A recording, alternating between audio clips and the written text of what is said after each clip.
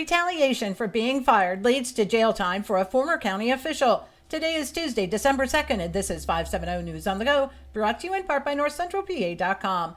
The area is experiencing the first plowable snow of the season. Along with that, most schools closed for the day, with some announcing the closures last night. Emergency responders have been very busy with a number of accidents. PennDOT has reduced speed limits on major highways. Accumulations of 3 to 5 inches are possible. A motorcyclist died last night in an accident in the city of Williamsport. The Sun-Gazette reports the operator was traveling north on Market Street when his cycle and a car collided at the intersection with Packer Street just after 5:30 Monday evening.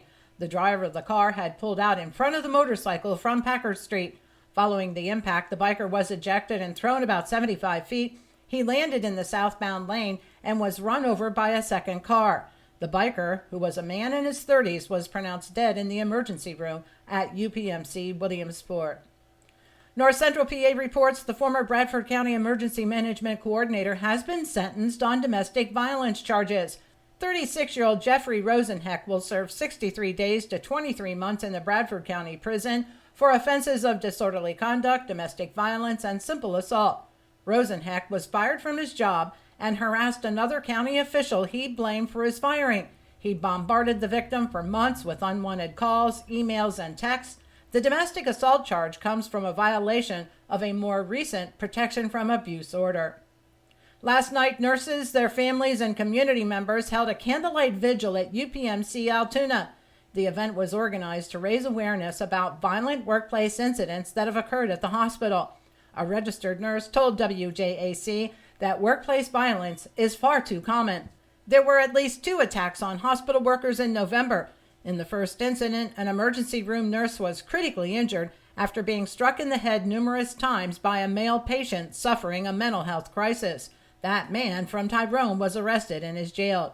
Union nurses at UPMC Altoona are currently in the midst of contract negotiations, and they're asking for changes that will prevent such incidents. They would like to see training to deal with violent patients and visitors, and safety measures such as panic alarms in each room.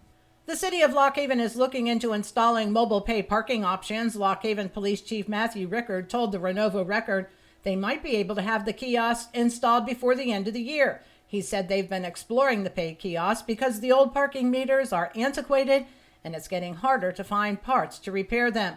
Mobile pay parking allows drivers to pay for parking using a smartphone app or website, eliminating the need for cash or traditional meters. The Standard Journal reports that members of the Susquehanna Valley Choral Group will take the stage with British American rock band Foreigner later this month. The performance is set for December 13th at the Journey Bank Community Arts Center in Williamsport. The choral group will join the band on the chorus of I Want to Know What Love Is. The show is nearly sold out. And 4 pickleball players in Pennsylvania recently broke a world record by playing 48 consecutive hours over the Thanksgiving weekend. The event took place at the Ace Pickleball Club in Cumberland County. The world's longest game raised over $4,700 for 4 different charities. The entire match was live streamed for official verification with the Guinness World Book of Records. For the latest in news and events, head on over to NorthCentralPA.com. I'm Liz Brady, and you're up to date with 570 News on the Go.